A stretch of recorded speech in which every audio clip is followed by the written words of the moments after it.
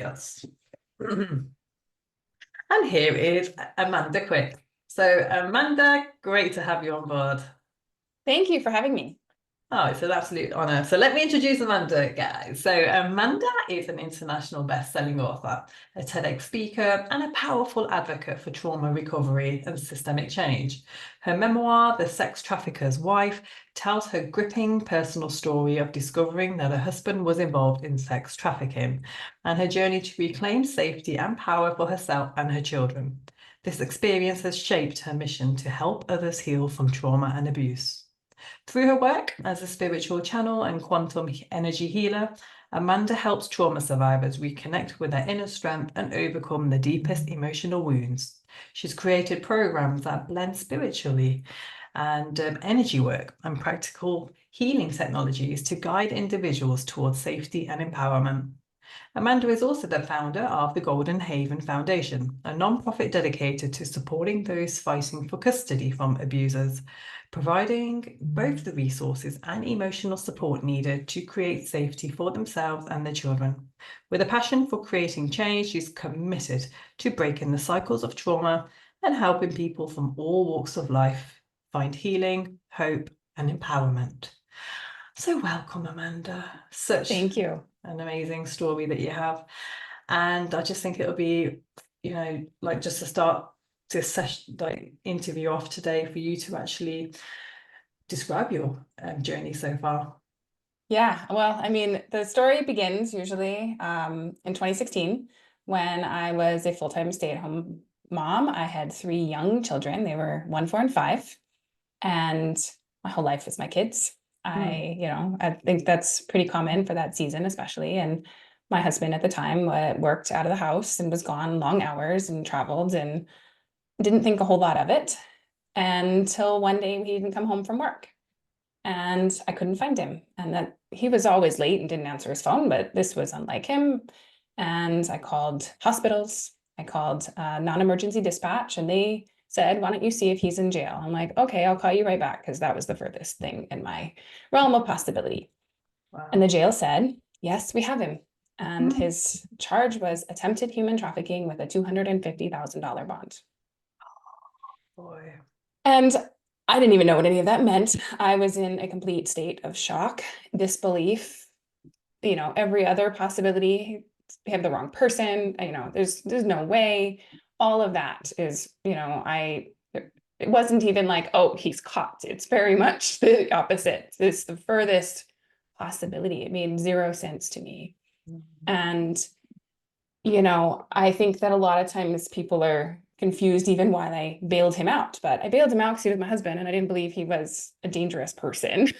And I was trying to get help to figure out what was in fact happening, because in my mind, I'm a fiercely loyal person and I help the people who need help, especially when they matter to me. And so there had to be some other explanation. There had to be something else going on. So I bailed him out, and his version of the story was that he had been soliciting adults his entire life, basically. So he was admitting to cheating on me, but they were adults. And so, that's not what he was being accused of. And that he was only going to purchase these children, which is what he was charged for, because he thought it wasn't real, so he could report it. That was his story.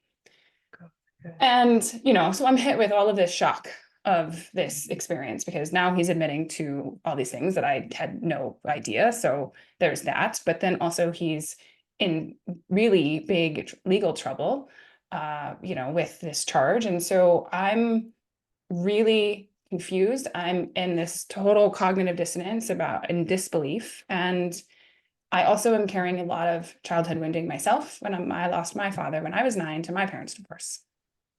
God. And so I had all of these stories about how kids need their dads in their lives and how important it was. And okay, we can maybe recover from infidelity, because I could just believe, and so I'm trying to like convince myself that this is going to be okay, because I can't imagine my world any other way. I can't imagine being on my own with 3 young children, not having worked in 6 years. I can't imagine any of these things, let alone the situation I'm in. And so I decide that I'm just going to keep one foot in front of the other and take the next steps. And that meant staying through the criminal proceedings. And he was offered a plea deal. And I think a lot of people are surprised. He never went to prison. A lot of these cases are pled out. They are just offered plea deals of some sort. They're trying to get these guys just in treatment programs, and they, for whatever reason, thinks that they can be rehabilitated. And that's a whole nother show we can have to talk about that. But the vast majority of them, if they do go to jail, it's like 3 to 6 months at most. And some of them never even do that. So, it wasn't what I expected when he was first arrested, but his guilty plea was attempted solicitation of a minor. So, much lesser, but at the same time, still a felony sex offender. He's on the registry, all the things. And once he pled guilty, I tried to figure out how we're going to put our life back together, right? He lost his job. I realized I could no longer depend on him for financial stability. My youngest was turning 2. I was, okay, how do I recover my marriage? What do I need to do next? And so I decided to go and try to get a job myself. I knew that I was never going to make what he had previously made, but I needed to start somewhere. I needed to not be dependent on him completely. And so I went back to work and I started to kind of unravel in my mind all of these things that had happened. And I started to actually be able to feel a little bit of what had happened. And I'm somebody who I'm amazing in a crisis because I can stuff it down and compartmentalize and take and move forward. And so I hadn't allowed myself to process at all.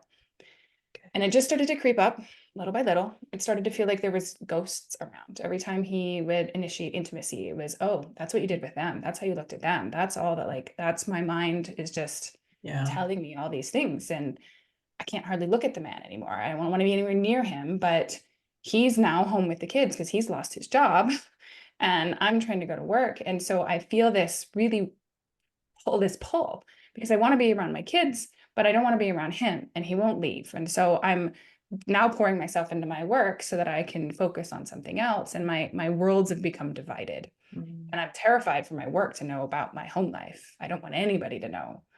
Even though it was public information and all over the news and all over the local papers, some time had passed and I didn't think anybody necessarily knew. And so I started to go, which one of my worlds is the problem? And I, like the company Christmas party sent me into a panic attack because you're supposed to invite your spouse. I didn't want to do that.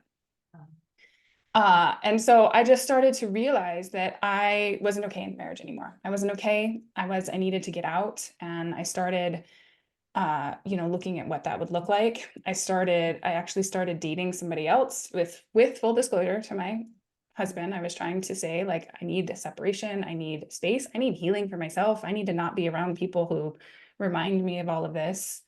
And while that was a healing relationship, it was very short-lived. And my husband slapped me with a divorce proceedings and tried to remove me from the home because he was now coming on, the offense in a sense. And he had this, I believe, oh, you've dated, so that's equal to what I did. Okay. And my children are in the middle of it all. And that's the hardest part for me is I didn't want to break my family up. I felt the blame on me that my choices were going to break the family up. So I allowed him to live in the house longer than, you normally would have. I allowed it to appear weird normal because I was terrified to impact my kids even more. And I think this is another thing moms tend to do is we take on all of the responsibility for everybody on ourselves instead of recognizing that I wasn't actually the one who blew my family up, but I felt like I was. And so then when he threw me divorce and tried to kick me out of the house, he was also he began trying to alienate the kids against me and telling them that I was the problem. I was the one who left.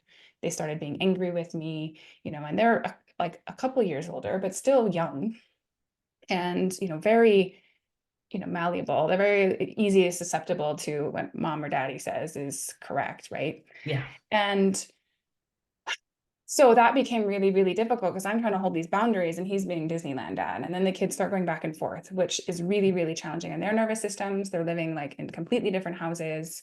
And I feel like this can't continue. I can't keep this up. And I'd hired lawyers, I'd hired parental rights evaluators, and I was trying to figure out how do you share custody with a felony sex offender? How do you, like, this doesn't make any sense. But the court says that his constitutional right to parent was intact. He wasn't allowed to be around other children, but he had full unrestricted access to his children. And people are surprised by this one too. But at least in the state of Colorado, which is where we were, the constitutional right to parent does not get revoked because you have a sex offense. That is only if your child is the victim does that actually change. Wow. And because these victims were hypothetical kids in this other operation, and they never searched the house, they never got any other information, they just threw him a plea deal. That was it. And I felt really uncomfortable with it all, but everybody kept telling me this is just how it is. And so I was trying to grapple with myself, right? Because I'm still having all this wounding with my own childhood. And I feel incredibly uncomfortable with him having unsupervised access to the kids, but I also can't be in my marriage. And so I'm a mess. Yeah. And I'm being diagnosed with PTSD at this point. I'm having panic attacks. Every transition with the kids is high conflict. Like, things are just really bad. Yeah. And then they get worse. And this is when I hit my rock bottom, because it's already really hard. It's already really challenging. And then my middle son starts to disclose things that are aligned with sexual grooming behavior. And I start to feel in my body how actually unsafe they are. And it's not big things, but the energy behind what he was saying and the feeling I was getting and the games they were playing was completely inappropriate. And of course, it then hits me. This is the man who was arrested for trying to purchase children, right? Yeah. Like, hello, Amanda. But you can't see it, so you can see it. And I'm in the middle of a high conflict divorce. So what the hell can I do? Because it would be kidnapping to take my own kids at this point.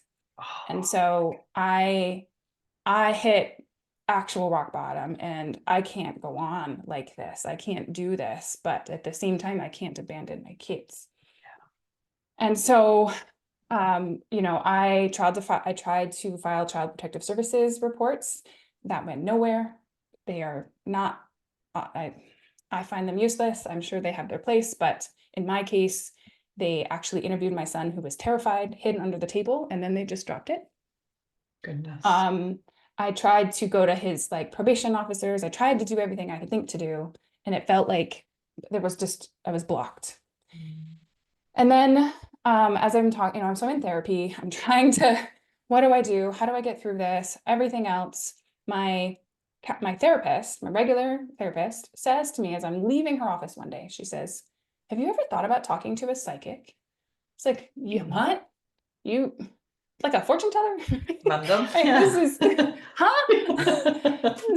And she's like, and because I'm really on the agnostic path at this point. Like, I'm not a full atheist, but I don't know. My mom is really spiritual, but I don't know. Right. And so I was like, do you want any, a real one? Like, do you know somebody? What are you talking about? Wow. And she says, I do. I know somebody, and I'm going to send you her info. And I was like, okay, I'll try anything at this point. Right. I'm whatever. Yeah. So I go see this lady, and, I'm trying to keep an open mind. I'm trying to say, all right, I'm here. And it was in this session, she's talking about her gifts and talking about the angels and how she sees them and the messages and all these things. And I'm like, all right, I'm listening, lady. And she starts talking about a past life pattern of mine. She said, this is the loudest karmic echo I have seen in years. And you have been down this path before. He was physically abusive instead of mentally abusive. He was, drinking instead of the sex, and, all of those things. But the energy behind the abuse and manipulation was the same. And things were okay, until the kids came. And then she started telling me about all the reasons I stayed. And it was like she was in my head over the last few years, talking about all the reasons I had to, and I had to keep the families together, and blah, blah, blah, blah, blah. I was like, okay, I'm listening, right? And then she tells me, in that life, it was before you couldn't own property. You felt like you didn't have anywhere to go. And that's still, even though I had owned property and a job, I still didn't feel like I could do anything. Yeah. But how that ended is he beat me to death in front of the children. And my whole body Wow. just started vibrating with this, holy crap. And she says, Mhm. that fear that you're feeling right now, that's what you have to get a hold of, because he didn't lay a hand on me in this, life. And Mhm. he's not, it's not 500 years ago. You have Mhm. choices, and you need to get a hold of that and recognize you can change this now, because things are different and you need to face it. And she said, the reason you're sitting in this chair, the reason your angels created this appointment, this whole thing for you, is because Mhm. you haven't chosen. I was like, what do you mean? I've hired the people, I've done the things, I have. She says, no, you haven't actually chosen. And it was in this moment, or however she said it, whatever, I felt like I saw myself clearly for the first time in years. And I Wow. saw where I didn't want my marriage to end. I didn't want to be a single mom. I didn't want my family to be in this situation. I wanted my old life. I wanted my husband back.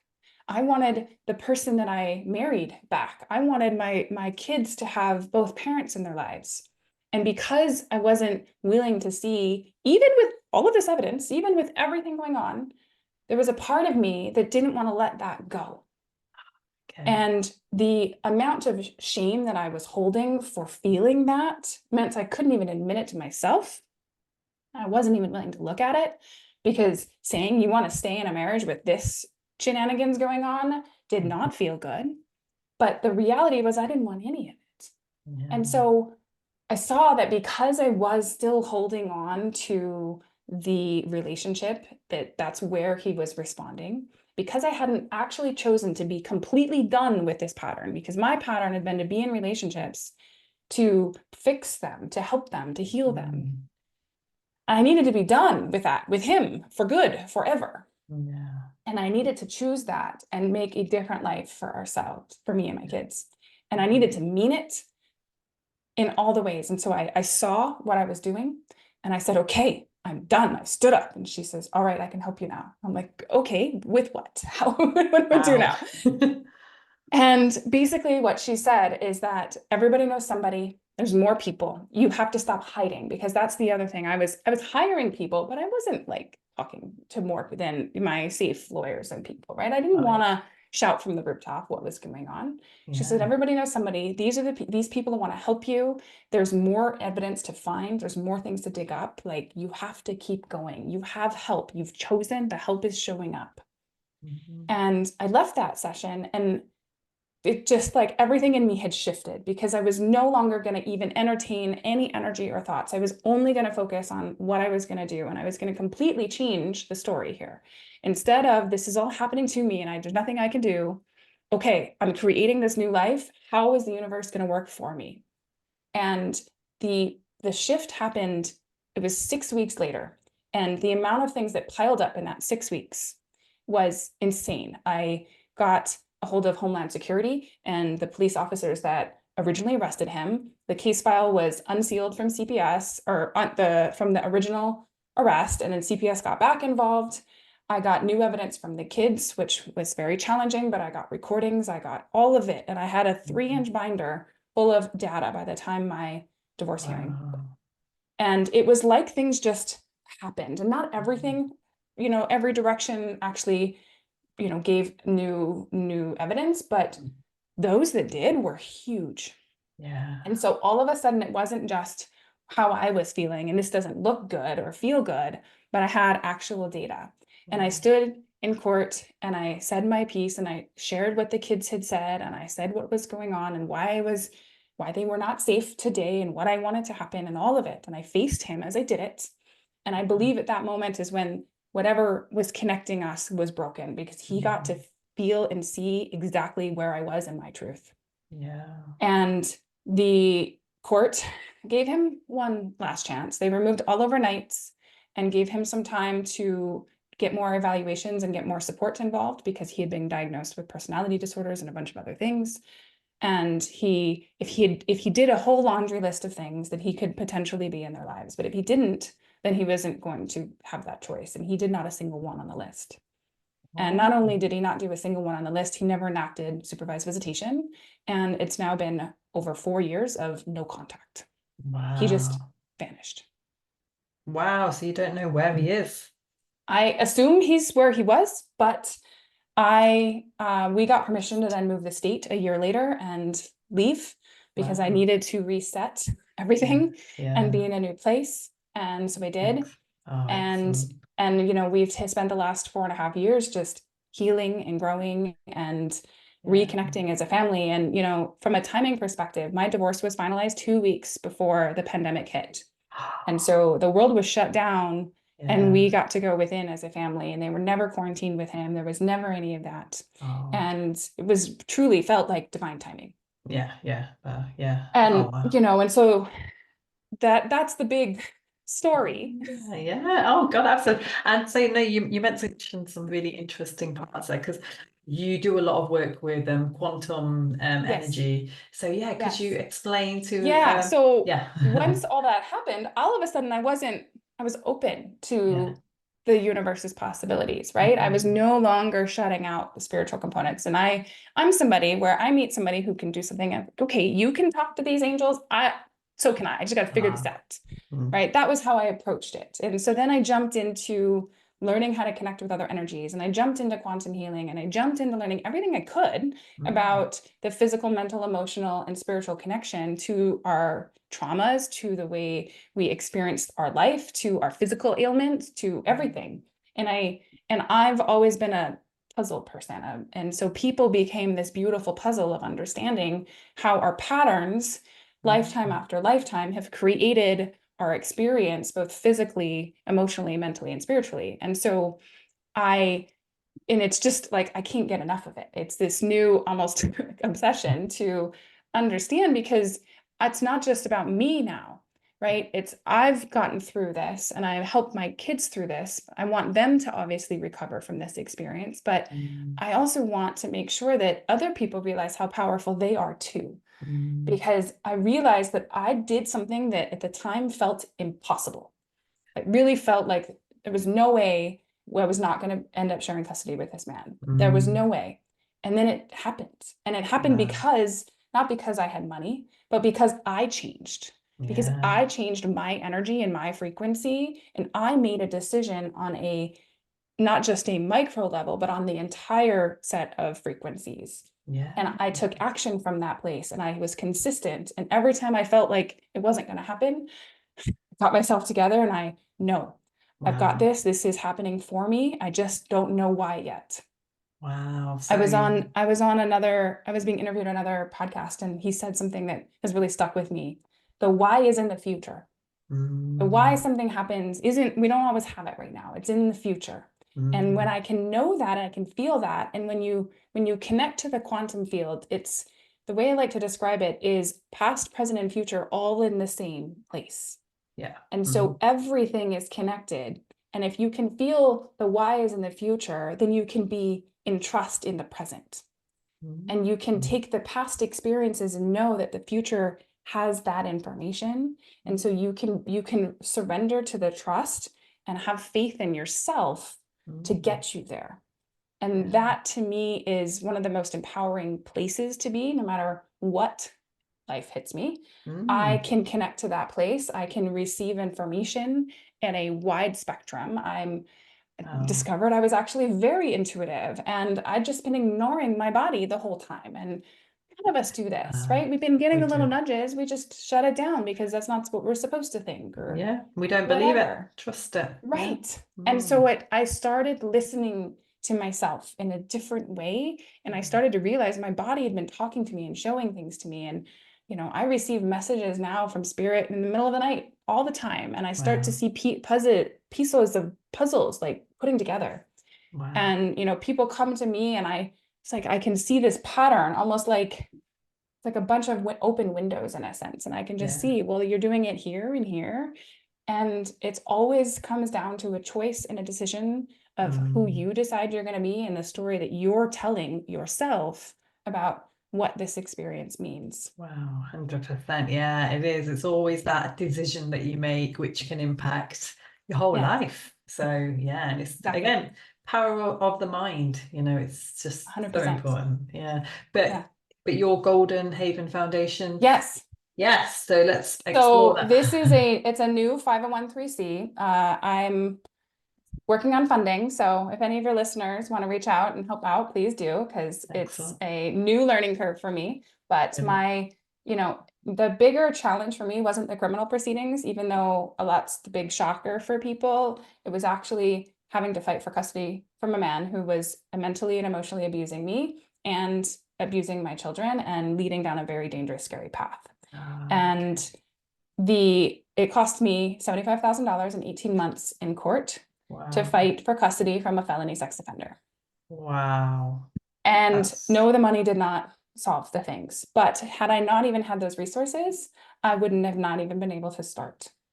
And okay. what that showed to me was the amount of privilege required to even begin to start to have these fights, because am not shy. I am a very privileged person. I had the economic privilege to be able to pay for it.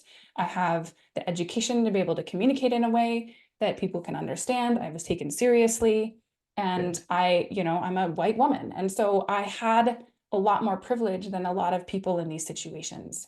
And it freaking pisses me off that Mm. that is a barrier to being safe from an abuser, Yeah. especially when it comes to the children, because that's who gets impacted the most. If they can't have one safe parent, even because it's a constant battle, they can't ever grow up to find safety in themselves and actually be a full functioning adult. Exactly. Yeah.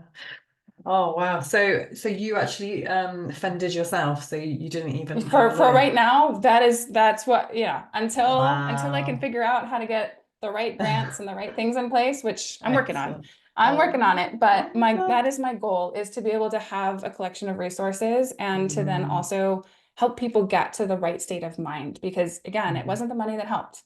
I mean, Okay. it helped, but it wasn't what changed anything. Mm. It was the place I needed to get to where I trusted myself, because Wow. in every situation is going to be unique. It's not always the right thing that they go vanish. That's not always correct. Mm. But you need to Yeah, be empowered to listen to yourself and to know what's right, and not just give all of the power to the system, because when I was in exactly. it, I felt like the system has to figure it out. I don't understand. But that's Yeah, not yeah. true. I just didn't want to admit where I was actually at. Yeah, yeah, very true. And did you have to study a lot of law to in order? No, No. no. Okay. I'm a somebody who I just collect information. Okay. If I'm talking to people in the medical community, they're like, "Do you have a medical background?" No, I don't. But I gather information. And this is the thing, when you can connect to these other frequencies and you can Mm, trust the words and the what's coming out of your mouth. Like, I yeah. don't know where half the stuff out of my mouth comes from, but it doesn't matter, because I trust it and I can see, okay, here's the pattern in front of me, right? And every Exactly. state is different, every legal thing is different. And my goal is to actually build a network of legal support too, because I'm not a lawyer. Okay. So Yeah. I don't Okay. want to be a lawyer. But if I had, lawyers in every state that could support this as well, even better, right? And Excellent. Yeah. so it's a big vision. It's not there yet. It's not fully formed, but Mm, it's part of what I want to do to help until we have a legal system that actually no longer mm, punishes victims for trauma bonding and punishes victims for being in their trauma, because that's the legal system we have today. And until it yeah. becomes more trauma informed, I want to have supports in place for people who need it. Oh, that's amazing. Yeah. And I just think that by you just having that intention right now. Exactly. So I've put Yeah. it out there and we've taken the steps I can take, and I can't help everybody today, Exactly. but I can speak to people, I can talk to them, I can share my story, I can help in the ways I can help.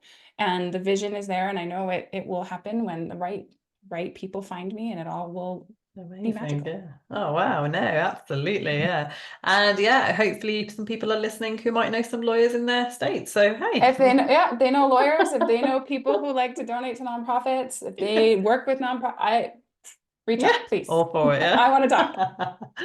So, and also I just wanted to explore a little about energy types because I'm all Yes. about energy as well.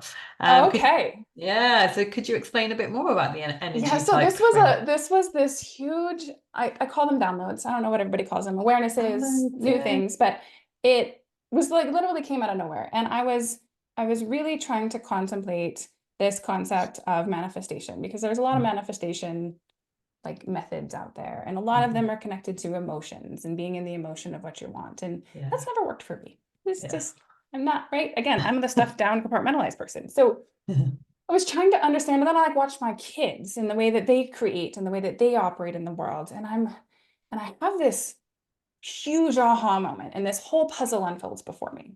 And so I have 3 children. They are hugely different, all 3 of them. Wow. And my oldest child is on the autism spectrum. He's highly intelligent, highly gifted, very mental, right? Total brain. He's in his own world in his head. And so he processes information mentally. And if he decides that something is going to happen, he has to decide it.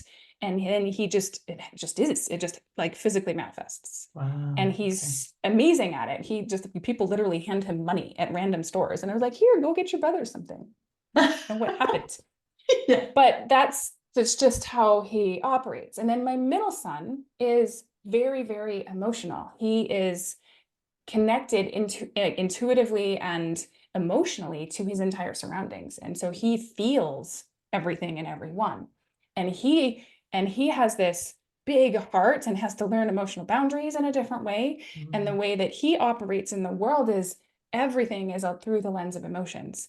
And if he's in a happy place, then things are easy and happy. And if he's not, the whole world is crumb and lin, right? He's a bit of a drama queen, but that's how he's always operated. And he's sensitive and loving, and his favorite thing to do is bake. And, he's that kid.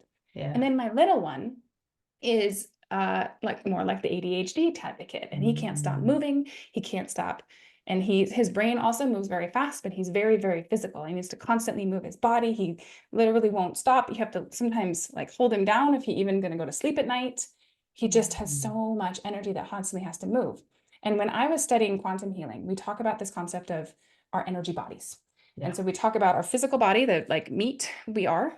We talk about our emotional body, our mental body, and our spiritual bodies. And there's different names depending on the modality. And there's, the yoga teachings have different names for it all, but that's the gists of our energy bodies. And I had this moment where I was like, my kids are each one of them. Like I've got a mental kid, an emotional kid, and a physical kid. Wow. I was like, wait a minute, are other people like this? And I started like discombobulating people. And I started to see that while I was taught our energy bodies are like extensions of our aura, that we're not like arranged the same. We're not all in the same arrangement of it. And that the people, we all have the same basic needs, and we all have emotions, and we all have our, minds and everything else, but our focus and the way that we actually connect to self is different. And so the way that we connect to self impacts not only how we manifest and create, but also how we heal. Because somebody who's emotional really has to process those emotions, because everything, their body contains their emotions in such a different way. Not that we all don't have that, but it's really, really important. A lot of emotional people who carry shame about their emotions, or being too emotional, or the emotions aren't even safe, don't feel safe in their bodies, and they have like physical issues because of it. And versus somebody who's very, very mental, they need to deeply understand. And it's not that they don't carry the emotions, but they need to understand how they connect to everything. Like I think my emotions, like, yes, I feel them, but they are another data point and puzzle for me. Right. And physical people, they have to move first, right? They have to move and move everything around them, and their emotions are big and loud and physical, right? And so I was seeing that there's this pattern, and it's not that, everybody fits into a perfect box, but that when we look at our orientation of our energy type, and we look at how we process information, and what our bigger triggers are, because a physical person's biggest trigger is to be physically excluded. But a mental person's not going to care. Their biggest trigger is to be told they're wrong, because we've already sorted it out in our heads. And an emotional person's biggest trigger is to not feel like anybody cares about their big feelings, right? To not be understood in an emotional level. And then the fourth type is the spiritual type, because there are people who are also very internalized, but they're not very mental, and they still carry emotions, but it moves in a different way. So it's almost like these axes of spiritual and emotional and mental, physical, and it moves depending on the person, and it operates how we engage with the world, how we process information, what areas we need to focus on from a safety and security in our bodies and our minds and everything else. And so it's really just a way to help understand how to communicate with people too, because Yeah. how do I talk to one kid is not how I talk to another. Yeah. And True. when one of them is triggering me, I have to look at where that is what's in my system that is bothering me.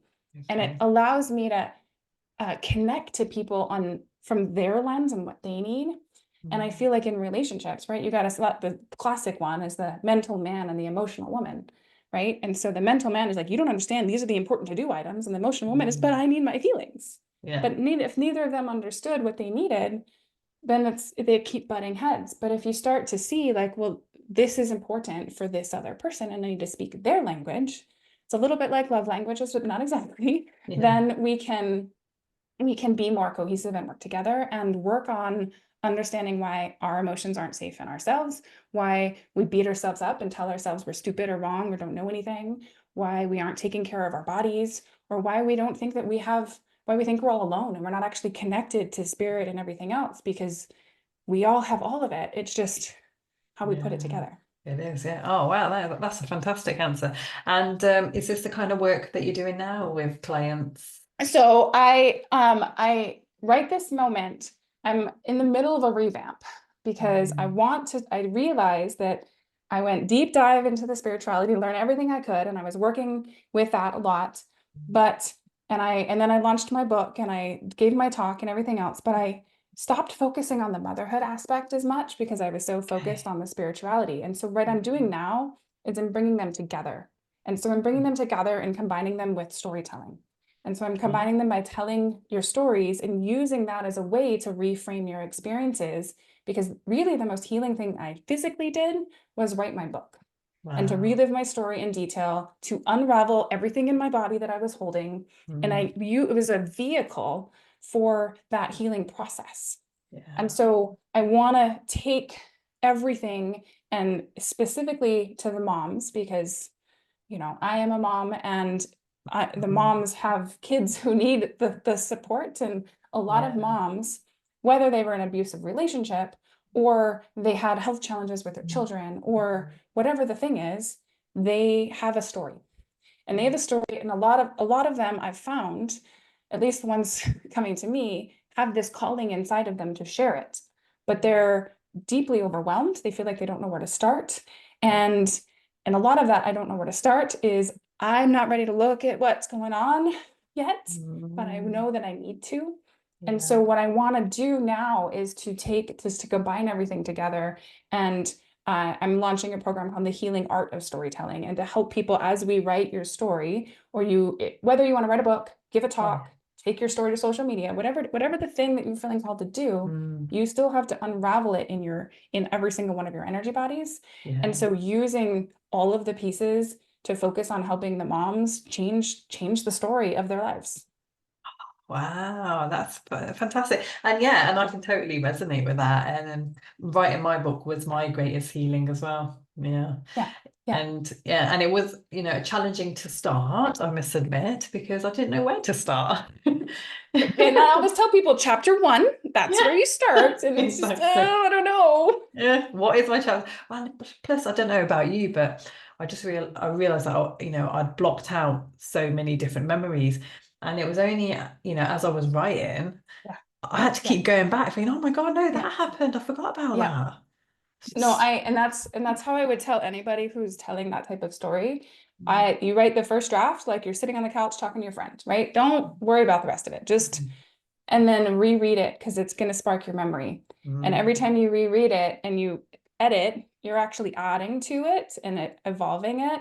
And then go through your photo album, and then go through any documentation you kept, and then go through, and all of a sudden you yeah. realize you actually remember a lot more than you thought.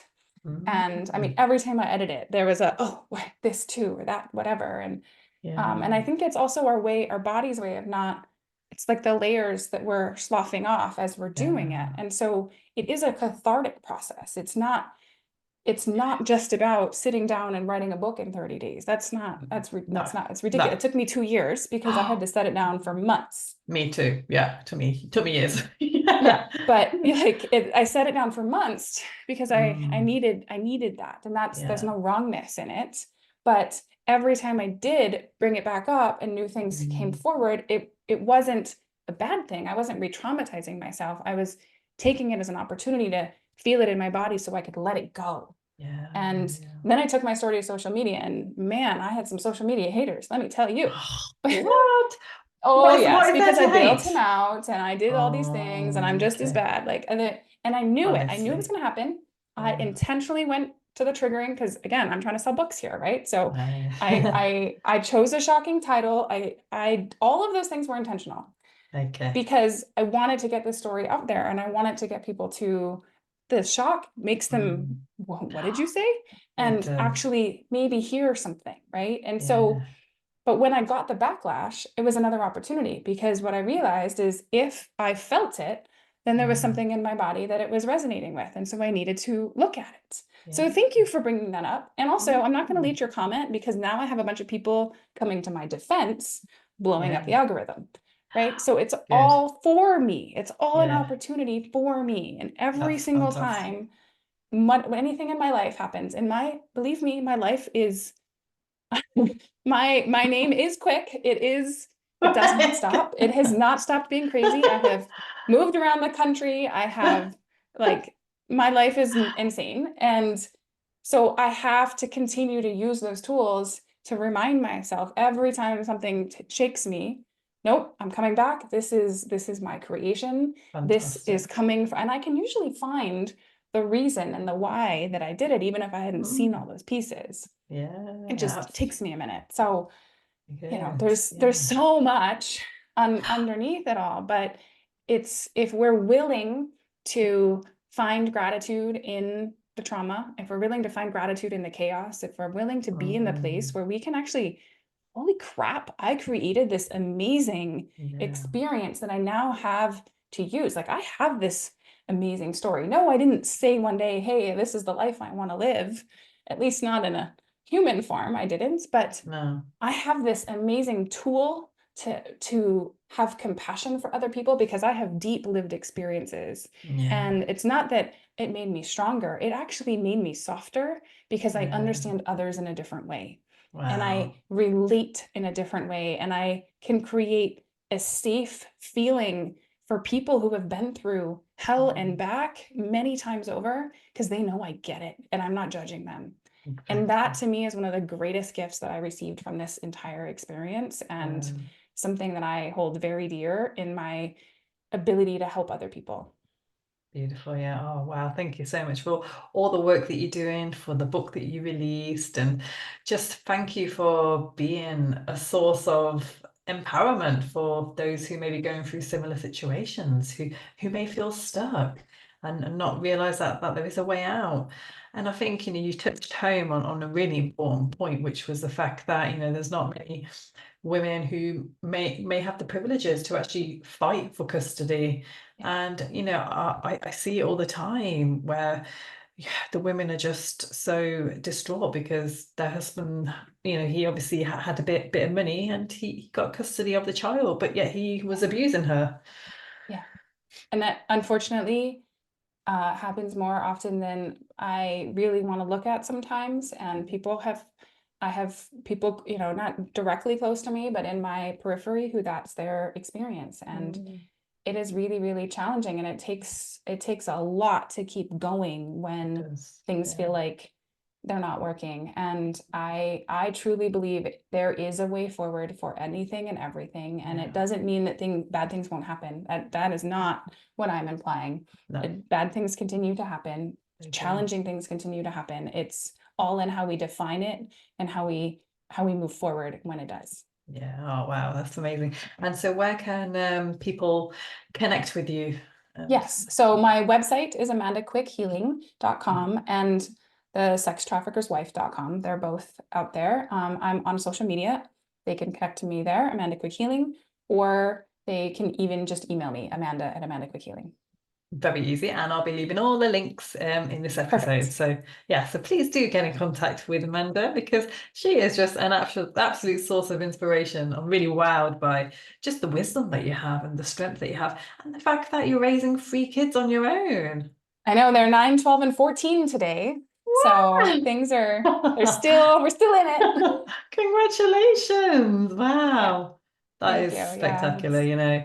That's a job in its own. You know, Oh, tell me about it. God, yeah. And three totally different kids as well. Yes, I know. I was talking to another lady about this earlier today. They are polar opposites, Yeah. literally, in all of the ways.